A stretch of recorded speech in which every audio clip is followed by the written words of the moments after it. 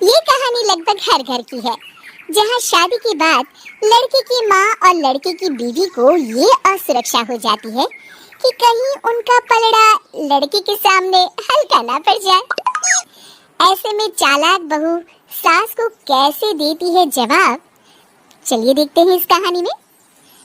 सौम्या और उसकी सास एक दूसरे से जलन की भावना रखती। दोनों के बीच सिर्फ कंपटीशन था कि आखिर शेखर है किसका। शेखर यानी सौम्या का पति और कंचन बहन का बेटा। एक दिन सौम्या अपने कमरे में शेखर से फोन पर बात कर रही थी। हेलो शेखर, मैं ना आज सारा दिन घर का काम काज करके थक गई हूँ। क्यों ना शाम को किसी क्लब में चले? Okay baby. कमरे के बाहर कंचन बहन सौम्या और शेखर की सारी बात सुन लेती हैं। बड़ी आई मेरे बेटे को लेकर क्लब जाने वाली। शाम को तो वो मेरे साथ मंदिर जाएगा। शाम को शेखर जल्दी वापस आता है और सौम्या भी शानदार ड्रेस पहनकर तैयार रहती है। अरे शेखर बेटा, अच्छा हुआ तुम आ गए। बेटा लगता है मेरी कमर में लचक पड़ गई है।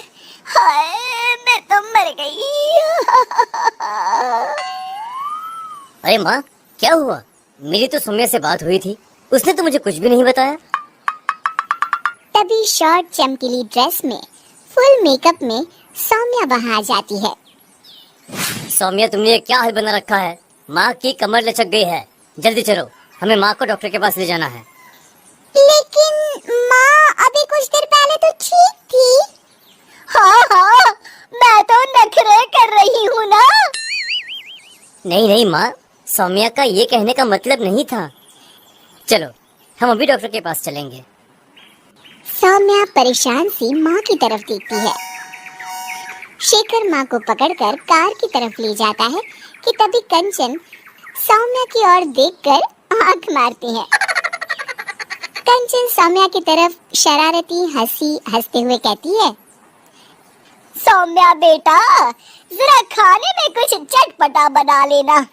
मैं शेखर के साथ डॉक्टर के बाद मंदिर जाऊंगी और हमें आने में देर हो जाएगी। शेखर और कंचन जैसे ही कार में बैठने जाते हैं, सौम्या वहां आ जाती है। शेखर, मुझे ना माँ की बहुत चिंता हो रही है। क्यों ना मैं भी आपके साथ चलूं? खाना मैं घर आकर बना लूंगी। वाह सौम्या, तुम कितनी अच्छी हो। तुम्हें माँ का कितना ख्याल है। सौम्या कंचन की ओर देखते हुए, आखिर तुम्हारी माँ मेरी माँ भी तो है। अरे नहीं सौम्या बेटा, तुम परेशान ना हो। अरे माँ नहीं, सौम्या भी आपके ठीक होने तक परेशान ही रहेगी और उसका मन भी काम में नहीं लगेगा। चलो सौम्या, तुम भी साथ चलो। सौम्या पार्टी की ड्रेस में ही शेखर के साथ कार के सामने सीट पर सवार हो जाती है। कंचन रास्ते में कहती है, अरे शेखर, ये तो किसी चमत्कार से कम नहीं। क्या हुआ माँ? बेटा, मेरी कमर की लचक तो मानो गायब ही हो गई।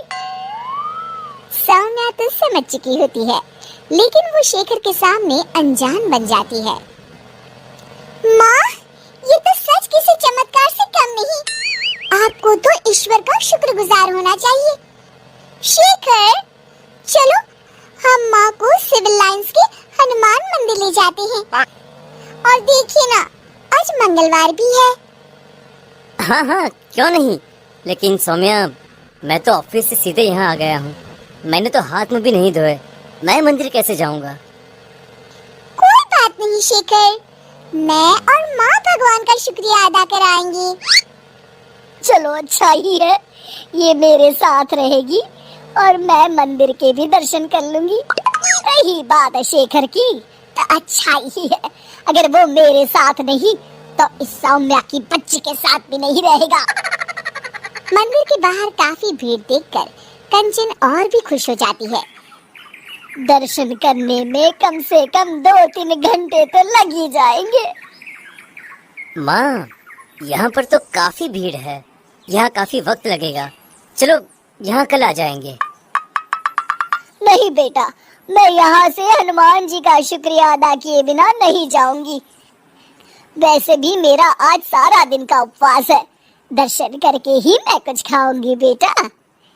ये कहकर कंचन कार से उतर जाती है और सौम्या से कहती है, चलो सौम्या, दर्शन कर आए।